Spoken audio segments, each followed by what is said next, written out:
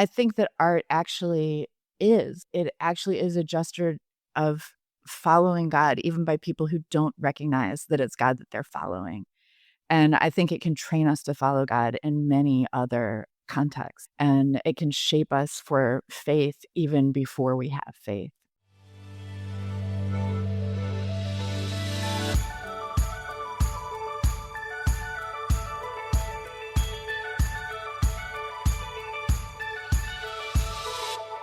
Hello, and welcome to the Shifting Culture podcast, in which we have conversations about the culture we create and the impact we can make. We long to see the body of Christ look like Jesus. I'm your host, Joshua Johnson. Today, we're diving into something profound, how creativity connects us to the divine.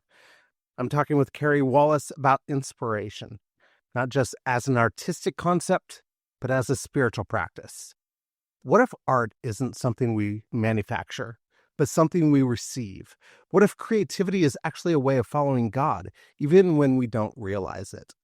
Wallace argues that inspiration comes from outside of ourselves, that it's a gesture of surrender, a way of opening ourselves to something greater. We're going to explore how every act of creation can be an encounter with the divine. Whether you're a painter, a writer, someone working a 9-to-5 job, or just someone trying to live creatively, this conversation is about discovering that we're all makers, created in the image of a creative God. We'll talk about how inspiration works, why art can be worship, and how surrendering to something beyond ourselves might be the most powerful creative act we can make.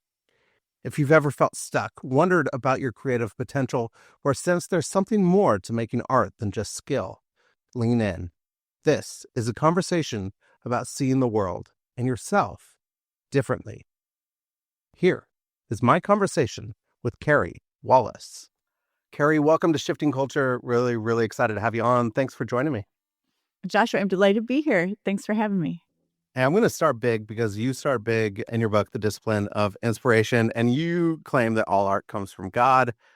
And that's a pretty big statement. So tell me, where does art come from, and what is it? I know art is hard to define, but does all art really come from God? Well, to some degree, you need to read the book to find out, but that is the position I have taken in the book, and it's actually the very first line in the book. And it's not just my own position. If you read on, you'll discover that I came to this idea when I was doing a massive survey of speech by artists on art.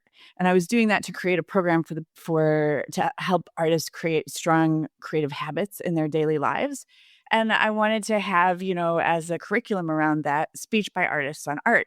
And a lot of times when you get like a big book on art, and I may be in danger of being this person myself, but a lot of times those books were not made by people who made your favorite art, right? Like Rembrandt, most of Rembrandt's letters were about money, right? They weren't about like how he made his art. And the same thing is true for many other sort of major figures. So I was working through anything I could find that was just direct speech by what I could think of as some of the great artists in the world about art. So I was looking at Paris Review interviews, Rolling Stone interviews, books on songwriting by songwriters, and on dance by dancers.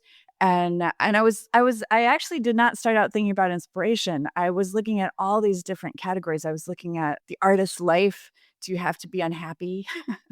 The artist's character. Do you have to be a jerk? Right? The purpose of art, the definition of art. I was really interested in religious experiences in the lives of artists. And what I found was just a massive amount of disagreement between everybody, right? So people and when Tolstoy or Toni Morrison says something about art, like who of us has the ability to argue with them, right? And if they contradict each other, who's the referee, right?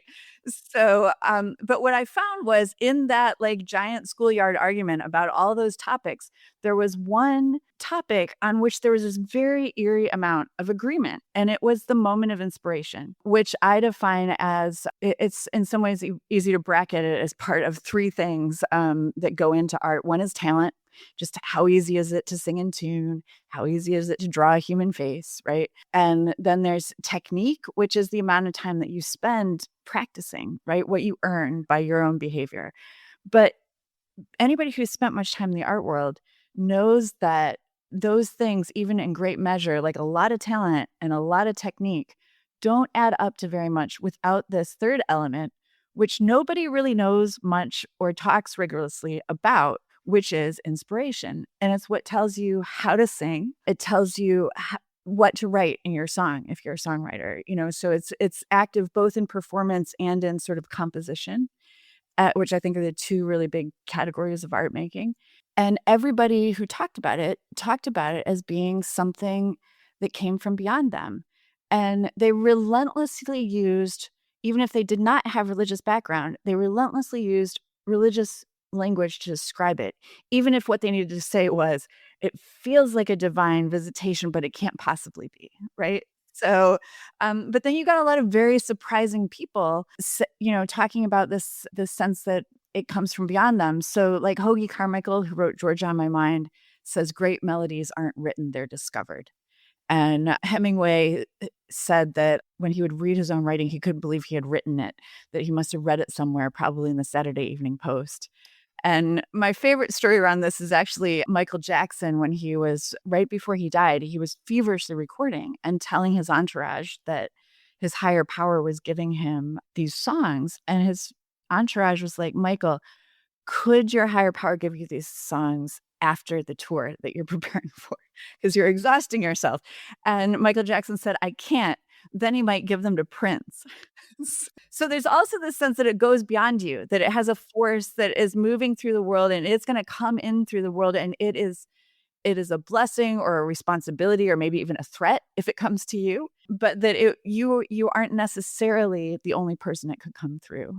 So I got very interested in this idea, and I got very interested in the idea of just believing the testimony of these artists, that it felt divine, that it was coming from something beyond them, that many of them were actually naming that as God. In fact, Jerry Goffin and Carole King, who are songwriting partners, Carole King is like, "It comes from God. All of this comes from God."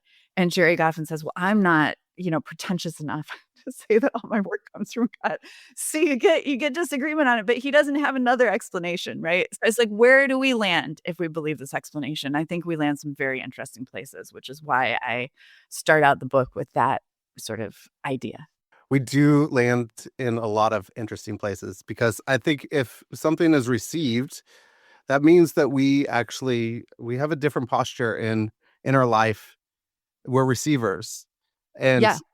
there's a difference, I think, oftentimes we have come to believe in Western culture that we are what we produce. Like we have to muster up the energy and the effort to be able to produce something, and that we're never enough because Yeah. we could never Amen. get to the place of like we're finished with this thing. So Yep. what does that look like if inspiration actually then comes from the outside, something beyond us? How do we just enter into life as a posture of like, hey, I'm here?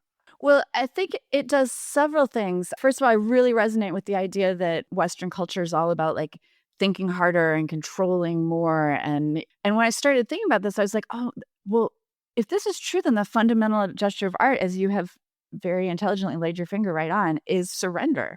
And nothing in modern Western life teaches us to do that. So I started to get curious about what can teach me how to do this? And what I realized was that my practices, my spiritual practices, I'm a Christian believer, but these practices, the fundamental spiritual practices, proliferate through all the major world religions, right? And I believe that they actually hold the sum of human wisdom on how to get out of the way and let another spirit greater than yours become active in your life. So for me, the idea that we are able to do that the gesture of surrender and not accomplishment, or that the accomplishment is surrender and not anything else, is really powerful. And it also, I think one of the things that, artists have this anxiety in art. I think everybody else has it in other parts of their life. And one of my big contentions here is that art is for everybody, and that all of your life can become an art form if you welcome the spirit of God into it.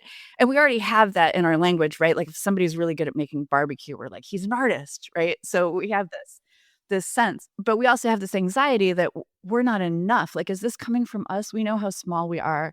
We know how limited we are. We know that when we get tired, we can't even be nice to the people we love most, you know, like, so, and we actually know that like the best things we do don't come from us. Like one of my good friends just read the book and she said, you know, it's even true in parenting. Like my best moments as a parent have been these inspired moments when like I took an idea that came to me and I didn't grit through it and I didn't think it up and I didn't reason to it. I just did the thing that came to me.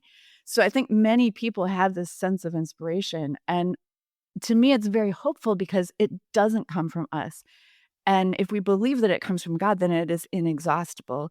And not only is it inexhaustible, but if you believe in a God who is a loving God, it is a spirit that cares about you as more than a vessel for this inspiration. So if believing in the muse sort of gives us, there have been people who have written really beautifully about the muse. Elizabeth Gilbert wrote a huge book about it about 10 years ago and talked about how that can, there are advantages of believing in the muse, but there's a major question that's not answered there, which is, does this thing care about you, right? Does this unmoored muse, like, is it willing to kill you in the service of the art it wants you to produce? And sometimes it feels like that as artists, right?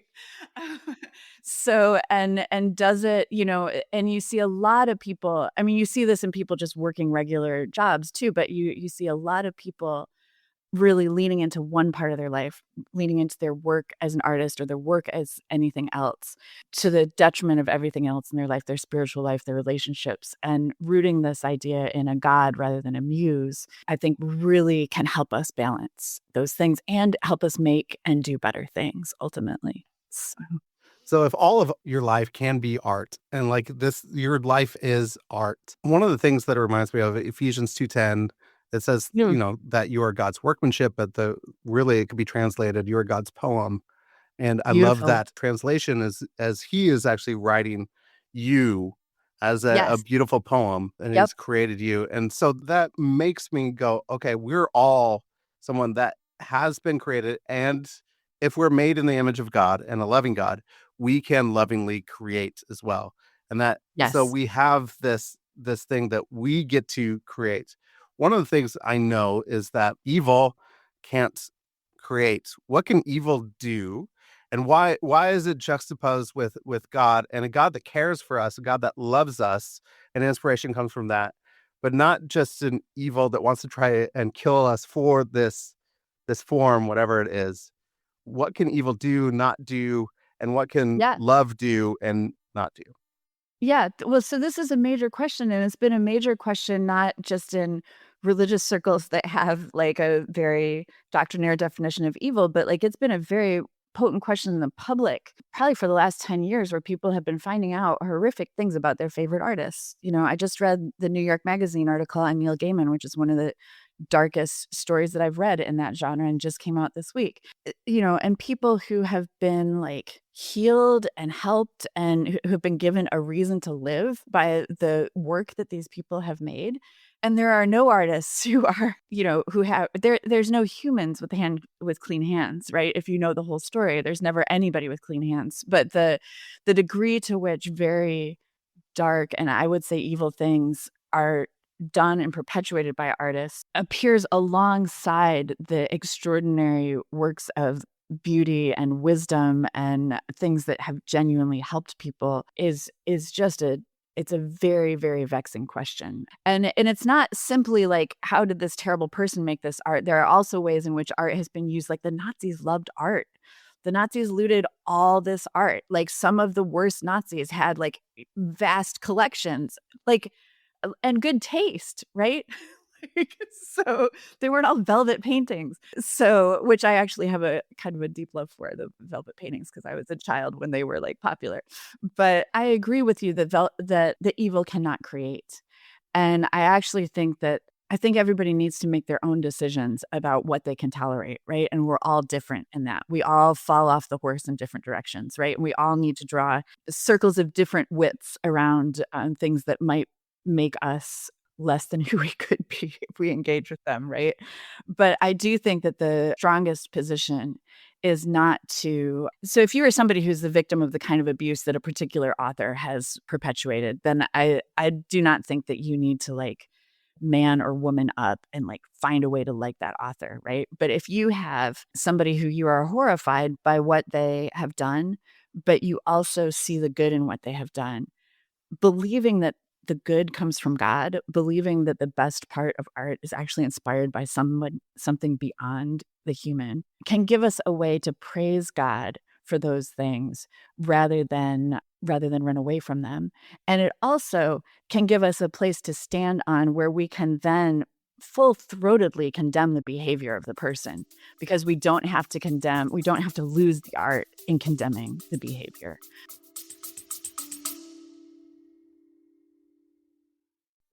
Hey friends, it's Joshua here, and I just want to take a quick moment to tell you about Shifting Culture Productions. If you've got a podcast, you're thinking about starting one, or you're dreaming up another creative venture, we're here to help bring your vision to life. From production and coaching to strategy and supports, we'll work alongside you to get your project off the ground and thriving. Let's partner together to create something impactful. To schedule a call and learn more about pricing, just email me at jjohnson@allnations.us. I'd love to hear about your ideas and see how we can make them happen. Let's create something amazing together. Reach out today. So if God is not just concerned with morality and making sure that we are moral beings just first and foremost, which I don't know if he is. He wants that because I think we get changed. The closer that we get to love, we're Yeah. going to change. Love will change us. We will be better because then we will reflect that love to the world. But God seems to be close to those which we think are far away because they may not have a moral compass right now in their life. And we Yeah. think that maybe they're far away from God, but God is near and God can Yeah. still work through. How do we interact with that in life? Yeah. Well, I think with humility, right? Like if we are people who believe we see God in the world and we see God someplace we wouldn't expect God, maybe our moral compass is off, right? That's one of the things I would suggest. And I also think that the sort of morality people of religious backgrounds have imposed on themselves and imposed on others is often not the most difficult morality to follow, right? It's often a do this, don't do that morality rather than a be a different person in your heart morality. And I think that you started out talking about love, and I think that God is always very interested in love. And I think that that may be why people who seem distant from sort of programmatic morality seem closer to God, because they may actually, I think people who understand that they have missed the marks that other people are saying are important can't hide out in their self-righteousness, right? They actually need to find God in the form of love and not pretend that they have like done so many good things that God would of course be interested in paying attention to that. And so I think part of it is I see then Christian art, not art made by Christians, but Yeah, Christian arts can move into a place of like propaganda, of trying to absolutely. come up with like, hey, I want to move people's opinion towards Yep. something and not let the art actually and truth emerge from whatever is being created. How do we start to recognize what is art, what is propaganda? And you also talk about entertainment and pornography that we try to get at, but it's not really art. So this goes all the way back to the beginning of our conversation when you were saying, does all art come from God? And one of the moves I make shortly after saying yes is, but not all cultural production is art, right? And I think it's useful to think of it in terms of these other categories. I think the biggest other categories are propaganda, which seeks to convince rather than to reveal. Pornography, which gives us a simulacrum of something that keeps us from ever having the real thing, whatever that is. And entertainment, which is essentially a drug that can heal or kill depending on what dose we're taking it. And then I think there's actually another vast category of cultural production, which is simply failure. It like actually doesn't work well as anything. And I don't think there are very many pure examples of any of these things. I think they are all often very closely alloyed, and they appear alongside each other, and they appear in all kinds of different combinations. I hesitate to get too far into like, I think it's useful to have those conversations.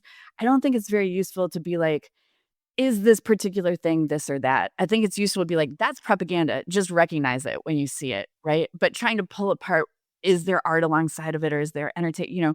It's like, let's just recognize the things we know when we see them. Let's have names for them.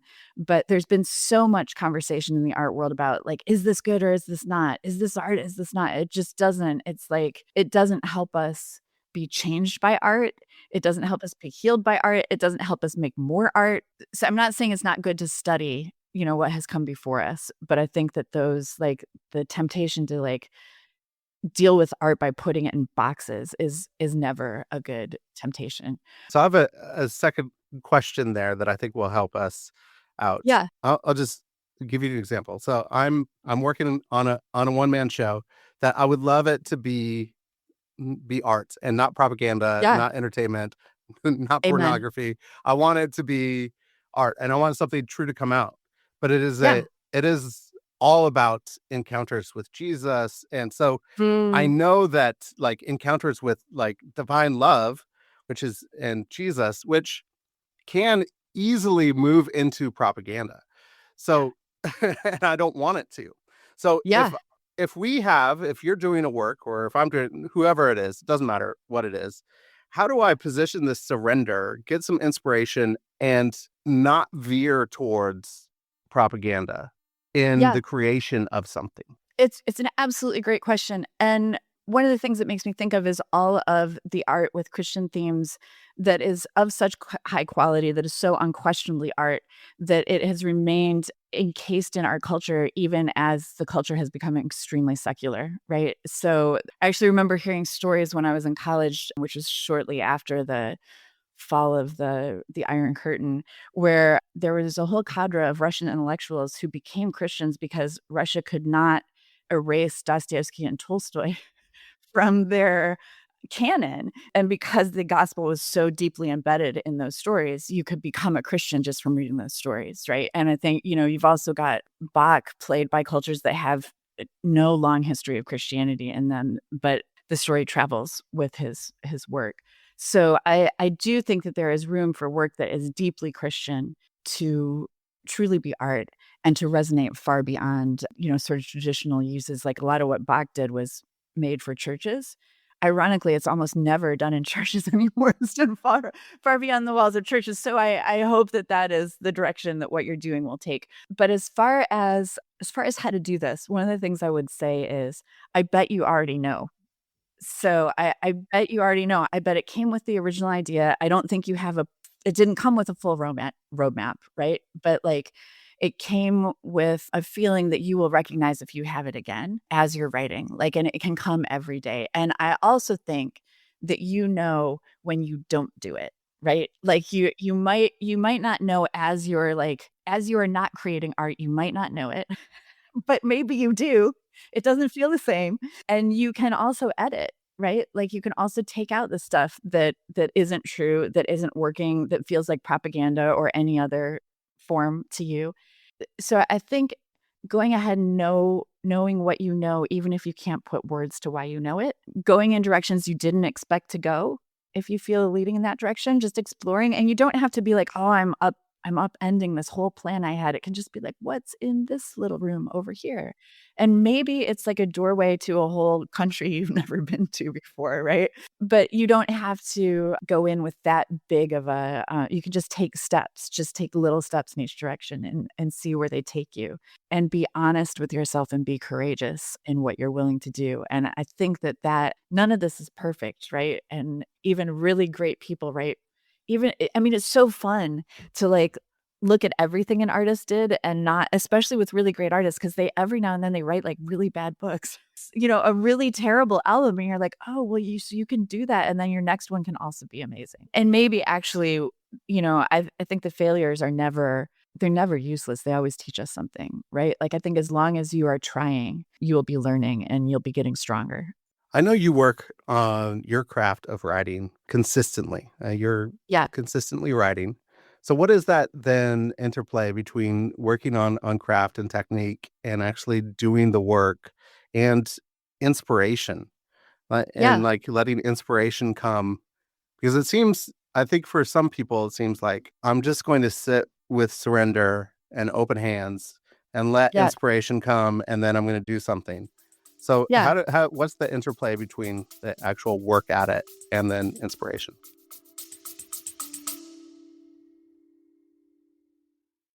Hey everyone, it's Joshua here. I want to take a quick moment to say thank you for being part of the Shifting Culture community. If you're enjoying the conversations we're having, it would mean the world to me if you would rate and review the podcast wherever you're listening. Your feedback not only helps others discover the show, but also keeps us inspired to bring you these impactful conversations. And if you're looking to dive even deeper, head on over to Substack at shiftingculture.substack.com, where you'll find extra insights, reflections, and more ways to engage with the topics that we explore here. Finally, if you believe in what we're doing and want to support the show, you can make a donation through the Support the Show link in the episode notes. Every contribution helps keep these important conversations alive. Thanks so much for listening and for being part of this journey to embody Jesus and impact the culture around us. Well, what you're describing is actually quite a bit like the deal that I make with myself. So I have been, in most seasons of my life, writing for 2 hours a day every working day, so Monday through Friday. And the deal still that I have decades into this is that I don't actually have to write, and I don't have to write anything in particular. I'm just not allowed to do anything else. So I don't do any, like, a lot of people have different practices. I'm just telling you what works for me. But, a lot of people will be like, "Oh, I'll read, 20 minutes of a book." And it's like, no, I just am like waiting. I'm waiting to wanna do something, right? And some of the worst stuff that I've done has been when I haven't followed that practice, when I've been like, "Oh, with these 2 hours, I'm going to finish this plan that I had months ago." It's like, and some of the worst work I've done has been time when I have persisted with that habit even when I was too exhausted to actually make anything, right? So, and I wasted the time I could have spent resting, and I wasted the time, that I spent on these stories when I insisted on writing them sort of with my own talent and technique and without any inspiration. And the way I describe those stories is that I didn't write them. Like the best part of me did not write them. By which I mean the part of me that can welcome inspiration, right? So, yeah, so I think some of it is just showing up and waiting for the inspiration and really making that part of the daily process. But I also think that inspiration then demands technique, and it requires your talent to respond to it. So if the general idea is I'm going to listen to and respond to inspiration, you will exercise your talent. You will exercise your technique in that process. I think that's how they hold together, at least in my experience. That's really helpful. That's really good. I love that the process that you do. But if I'm talking to a general audience of Yeah. people that, I mean, they have craft, they have Yeah. things that they work on. Everybody does. This whole posturing feels to me like if I wake up in the morning, I open up my hands and I say, God, what do you want to do today? Yeah. Like, Yeah. and that's a huge different posture than most people take.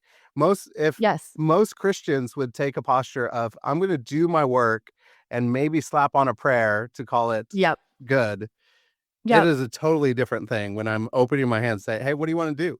Like Yeah. while I have to do this job, or I'm having to cook a meal for my family. What do you want to do with me? Yeah. That is Yeah. totally different. And sounds absolutely like opening up my life into something like fantastic and Yeah. beautiful. And it's not Yeah. just a rote rhythm of life anymore. Well, I'm also curious so you're talking about you specifically, not the abstract you, but like this is a way that you live your I life? would I would say maybe the Okay. abstract. I like to talk about Okay, okay, abstract. okay. So, but Okay, so this let's is talk about it in how the I want abstract. to live my life. Yes. Yeah, so one of the things I was gonna ask is how does that go for you? Because I have had, I would say, a couple things about that. One is the reason most people don't do this, at least in America today, which is what I can speak to because it's where I'm living, is that modern society is like built to make that behavior impossible. right? So like people aren't doing that because they have a boss breathing down their neck and because they won't have a place to live unless they behave in a very different way. And I'm not saying that God can't break into that, but I am saying that the ability to even experiment with that kind of behavior is a privilege, right? Is a blessing, and not everybody has it. I would also say that I have had, times when as a writer, you sometimes have a lot of freedom and you sometimes have like a lot of scarcity. And I've had both. So I've had times when I really was desperately asking God, what is the next thing for me? What do I do today? I have so many problems. What like beautiful, fantastical steps are you going to give me to lead me through this?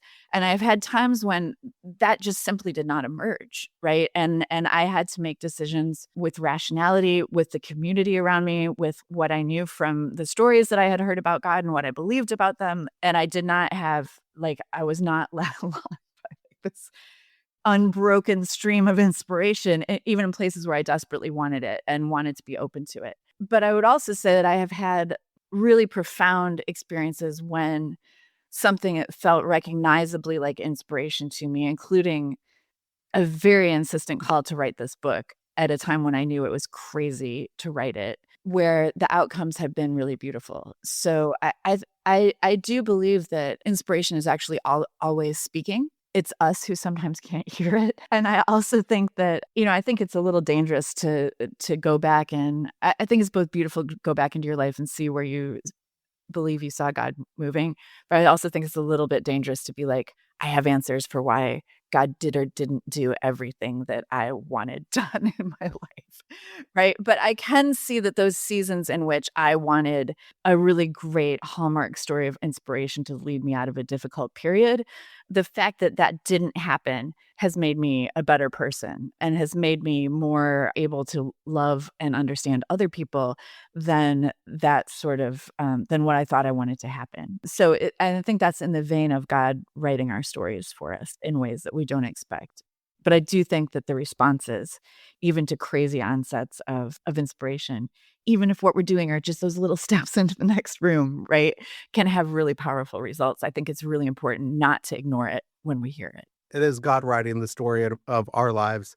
If we see it as transactional, of like, Amen. I'm going to be there, it's never going to work, right? That's what you Yep. saw if you're doing all this research and you're hearing the great artists talk about inspiration. It's coming from outside of them and it's totally unexpected. It's like, I Yes, couldn't have written this. Like, this isn't like, exactly. and this is not my song. It's somebody Yep. else's song that it just flows through me. And Yeah. so it's consistently being open to something coming from the outside, which I think instead of saying, hey, God, I want you to do what I want you to do, which doesn't always work out very well. You talk a lot about incarnation and the role of Yeah. incarnation in arts and what that is. So can you speak to why incarnation is important and what is incarnation and the role of that within art? So I think one of the things that when I came to this idea, that, okay, let's go ahead and believe that art comes from God.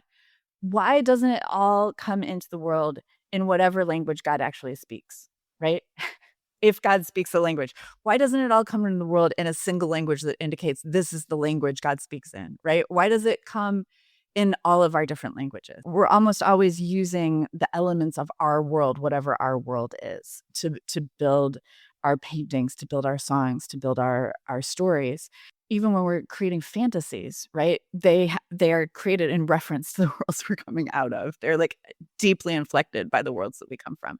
And to me, what it looks like is incarnation, right? Like it looks like the spirit coming alive in human flesh, in human culture, in human life over and over again. As a Christian who believes that that's what happened in the person of Jesus, that's what it looked like to me. And then when I started thinking about it, I work at this over and over again. I worked at it from a theological perspective, but also from the testimony of artists. So the other way that I got at this idea was people describing what the balance between them and inspiration was, right? So there's lots of these metaphors. So Martha Graham says Martha Graham's one of the great choreographers and dancers of the 20th century, says that she is just a lovely golden retriever who like goes off into the collective memory and brings things back, for the rest of the world. And Hemingway, again, who I am ambivalent about, but keep quoting. He talks about it being a well that you use up and then you have to fill up. You have to wait for the well to fill up again. I think that he might actually be describing the well of human energy because, as I've said, it's like inexhaustible. I believe the source itself is inexhaustible. But all of these metaphors, are we gardeners, right? Where God plants the seed and then we nurture it. Like none of them get to the fact that it's in our flesh, that it's planted. So I actually think that the best metaphor for creation is a woman who gives birth. And I think it's interesting. It has some resonances if you're like a Christian theology nerd. It has ideas with the idea that everybody, male or female or anything else, becomes the bride of Christ in relationship to God, right? And that has that same idea that the Spirit would be planted in us and like bring forth some kind of new life. And I do believe that that's what's happening, and that's the best description for the interaction between what we bring and what the Spirit brings, and how thoroughly they're fused, and the fact that the thing that's created has a life of its own. Looks like us both, but goes off in a direction that is not controlled totally by either of us. You could argue whether God is controlling everything or not. Nobody has really come to a solid conclusion on that, I don't think. But That's true. Can you give me an example so that I could try to wrap my head around it? yeah, I mean, I get it, but I want any practical example of any work of art where there's inspiration, all of the talents and technique and ability and stuff of the yeah. human melds together to create something, and then that has a life of its own after that creation. Yeah, so one of the things I would think about is just a painter who, let's even say it's in the realm of religious art, right? Like, as a painter who wants to paint the Madonna and chooses their maid to be the Madonna, maybe even their maid who they are sleeping with. But the picture itself is like fully, it comes fully out of their world. It's like deeply entwined with their experiences. But it can go off and mean so many things to so many other people. It can give life to that story, which otherwise doesn't have a face to it, to that person of Mary who otherwise doesn't seem like just a person. And in fact, that very humanness of the maid, like the more she seems like one of us, the more Mary is brought down to earth and the more we are brought up to heaven in that connection between the spirit and the flesh. And then also, then we have a different relationship between the art that we created, I don't know, 15 years ago, 10 years ago, then, and then now, and it speaks to us in a different way. And we go, oh, Yeah. that was interesting. I'm not that same person anymore. Like the art has been on a journey with others, and Yes. I've been on a journey, and we are now coming at it from different ways. So Yeah. I know you've had some books come out a while ago. What is your then relationship to some of the art that you've created in the past and now Yeah. after they've had a life of their own? It's a good question. I was just talking with a friend of mine who was saying that she got a letter recently from somebody who's reading a book that like nobody bought and she published 10 years ago. And they're like, it's changing my life. So that's, I think one of the sort of wonderful things is that even if you as the author cease to have a relationship with it, these things are moving out through the world and people find them. And it's always super interesting to see what things gain traction. Like nobody saw It's a Wonderful Life when it came out, right? And now it's something that like I'm guessing well over half of Americans have seen at least part of that movie at this point repeatedly. I don't spend a lot of time going back and looking at my own work because I just don't have much time, but also because I'm not somebody who goes back and tinkers. There are writers who will like famous writers who will be like, making notes in the margins of their published book on how they would have made it better. And I've never read one of my published books other than to like read it to somebody who I was hoping might get something out of it. Right. I sometimes I'm like, I had that sense of, I can't believe that I got to write that. I don't know who wrote this. Right. Like, I don't know where it came from. But I also think that like time is a great leveler in terms of like our confusion about what of this works and what doesn't. Like, you just give it some time. I'm actually fighting all the time for more time between when I draft something and when I have to go back to it in the publication process, because when you get some distance from it, you can really see what is working and what is not. That's helpful. I mean, your book is titled The Discipline of Inspiration. Discipline. What is the role then of discipline in all of this? Yeah, well, so I'm somebody who has worked a lot on the question of discipline, and I come from a family of musicians. So when I said that I wanted to be a writer, oftentimes, like, your family has no idea what that means. And actually, I also have my parents had written a book. They wrote a sociology textbook when I was a kid. So, but so they For had some musicians, a idea. sociology textbook. That's interesting. All Right. right. There is a broad my dad has started in music and wound up in sociology. A lot of times when somebody's like, "I wanna be a writer," there's no clear path, right? There's just no like, what are you supposed to do? Like, you don't go to like, there's a clear path for musicians, like, and I was lucky enough to be born into a family. It's like, well, then, of course, you will practice, right? So, of course, you will have a daily rhythm of practice. So and that has been such a powerful thing for me, and it has been something that I see as an element of anybody else who I know who has made it. Even the people who are, like, working only on passion burn out very quickly, right? Or if it does manage to last a lifetime, it eats everything. It can eat everything else in their life. So it's been a fundamental thing, and the program that I was talking about at the beginning of this conversation is designed just simply to help people create that kind of habit in their daily life. Not exactly the habit that I have, but a habit that works for them that they can carry through life, that will allow them to make things even if nobody else wants to see what they're making, but will also allow them to make enough stuff and maybe get good enough that somebody else might actually want to see it, right? But I don't think that the command to make, I don't think it's just for us. Like, I don't think it's like, make this pretty thing to stay in your room. Maybe sometimes, but not most of the time, right? So I do think it's meant to be shared, even on a very personal level. It's meant to be shared. I don't think it needs to be shared with the whole world necessarily, but I do think that that practice is good for us, regardless of whether there's ever any attention or any audience. And we're very celebrity and audience obsessed right now, and I think we could stand to move back off of that quite a bit.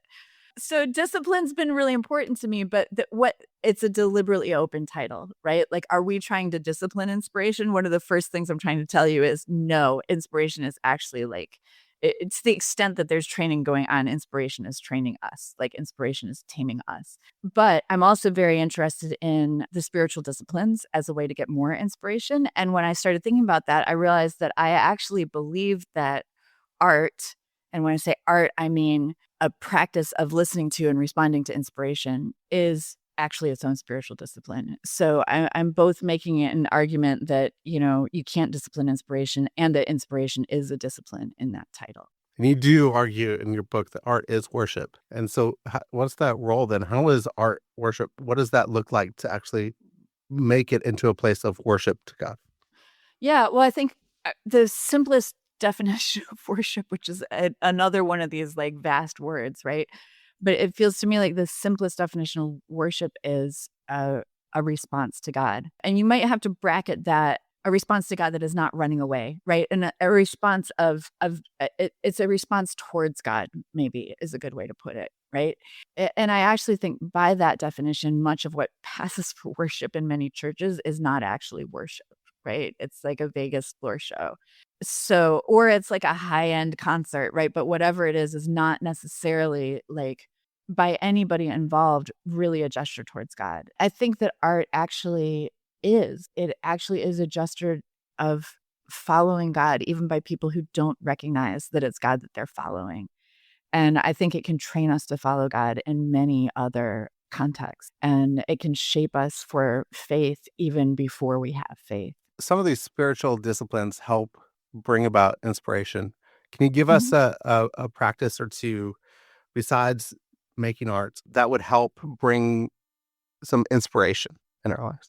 Sure. I mean, well, so I actually think I actually don't know. I should probably count before I do too many of these podcasts. But there's like 12 or 13 practices in this book. So it's like silence and solitude, community, poverty, fasting. One of the ones that I think is really important is community. It's really obvious how you're looking for inspiration in silence, right? Like, you're sitting around, you're being quiet because you hope someone's going to talk to you. And the reason that we don't do it is because we're afraid someone's going to talk to us, right? So, like, that's why we're not doing silence. That's why we're not doing solitude, because there's too much silence and solitude, right? And but in community, we might actually think that we're defended from that danger, like, because there's so many voices around, like this like spooky voice of God, that might want us to do things that are very different than what we expect or want to do. We might be defended from it, but I actually think that the community can hold us so that we can bear to hear that voice. This isn't like, I know you're actually asking for practices, and I know I should probably give you something like, well, you can do this tonight. And you can sit still for 10 minutes tonight and like just see what happens, right?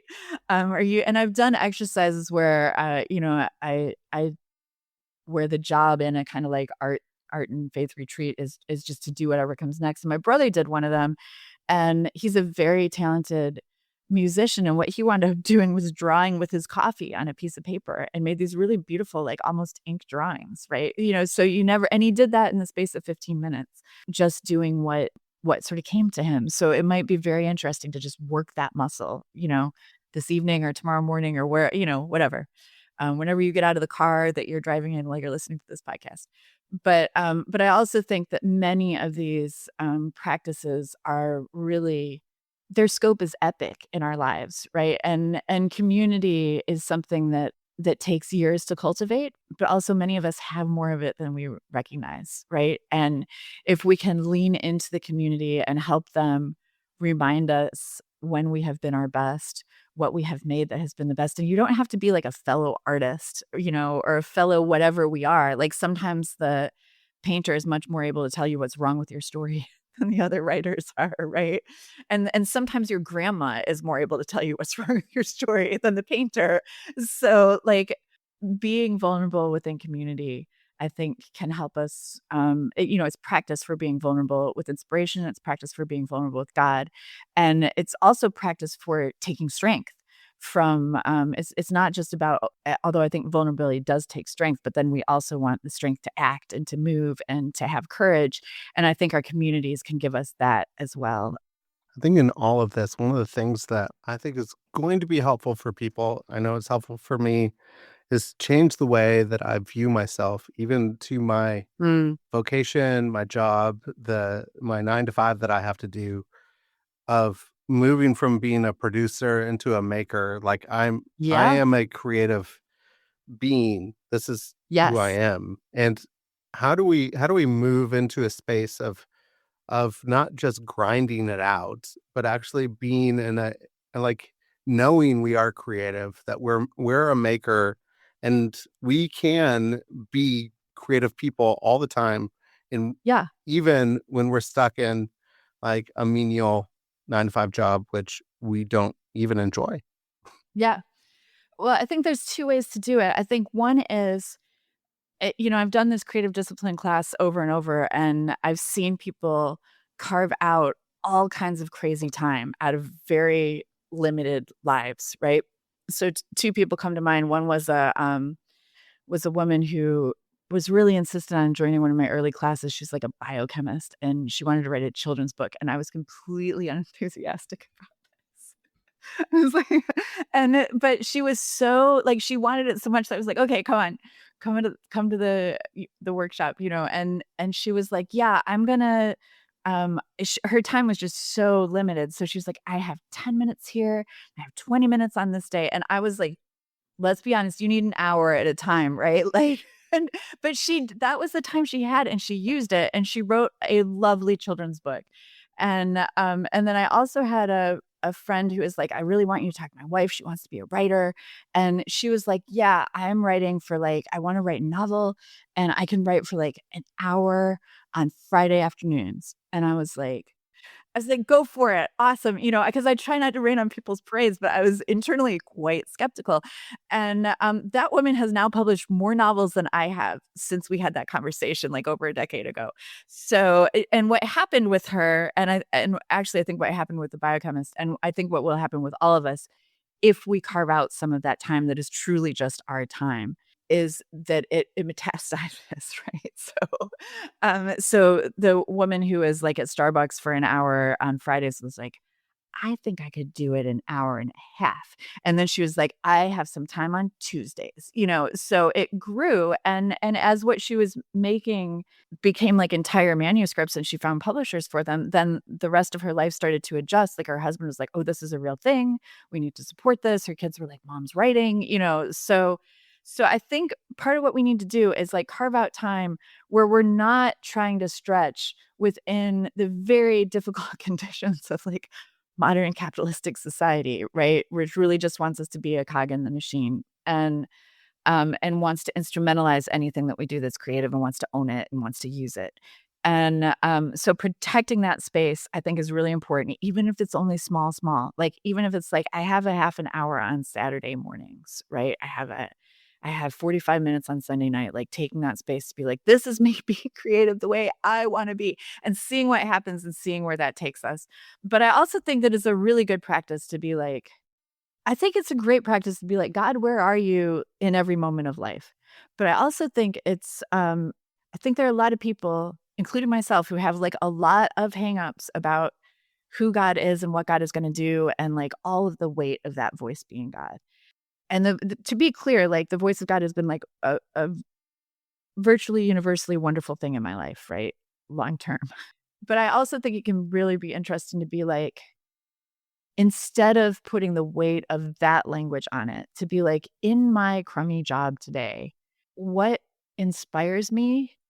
What do I hear? What can I do? What can I make? That sort of language of like play and creativity, I think can actually be a really potent way of welcoming God as God and not God as all these ideas that we have of God and all these boundaries we put around God. It's like it's a much freer way to welcome God. And I think I have one friend who's he's actually a creative, but he was doing, he's doing it on a corporate basis. And he would actually put breaks in his day for prayer to kind of check in. And he said that actually it changed the way he worked and it changed his creative work to like not get stuck in within an absolute tunnel of vision. But to create ways. My dog does this for me, right? Like she can actually tell when I'm going under and she'll be like, hey, it's time to pet me. It's You've been sitting time. still for too long. It's Uh, time. so That's good. And so it is time to pet your dog. And so I have just okay. a couple a couple of quick questions here at the end. One, if you go back to your 21-year-old self, what advice would you Yeah. give? Honestly, I might have told her to like do I would have told her to get a real job. I didn't realize that my the publishing industry is really in flames. And when I started, I thought that there was going to be, when I started, you could get $10,000 for a Rolling Stone article, right? Mm. And that's like Rolling Stone is like maybe going to be in business next year now. So the opportunities for writers in my lifetime have really changed, and it would have been interesting to think about, not how do I become a writer, but what work do I create that allows room for what I'm describing, which again is only a couple hours a day. And there's a lot of things you can do that like give you that space. It's good. Anything you've been reading or watching lately you could recommend? I just got married and we are like the only thing we're doing is like taking things out of boxes and putting them in the right place. So I don't have anything off the top of my head. But I would commend this new book, The Discipline of Inspiration, to you if you're looking for reading material. It's a really good book. It's fantastic. I love it. I think people could go out and get it. Where can people get it? And where else would you like to point people to? So, I would love to talk about Hearts and Minds Bookstore in Pennsylvania, which stocked this on its actual shelves from the day that it came out and is a wonderful clearinghouse for ideas in all of the ways that it just all kinds of creativity around the church, right? And so if anybody wants to order from a wonderful indie bookstore, they can get it to you probably as quickly as Amazon can. You can also buy it on Amazon. And you can always check out bookshop.org, which will lead you to your favorite local indie shop. And if you don't want to go all the way to Pennsylvania. So That's fantastic. Well, Carey, thank you for this conversation. Thank you for diving into inspiration and arts and creativity and making and being people that are creative, that we are people that surrender and say, hey, inspiration, come and follow that inspiration. That inspiration comes from the outside of us. That is not something that actually comes inside. We can't muster up enough effort and force to be able to grab a hold of it, but we actually have to like be open to receiving that inspiration. I really enjoyed our conversation. I love your book. Hopefully many people go and get it, and people would go out and be makers in their life and carve out the time that is necessary for them to make, because we are creative beings made in the image of a creative God. So thank you, Carey. It was fantastic. Thank you so much. It was such a lovely conversation, and I wish you all the best with your upcoming projects as well.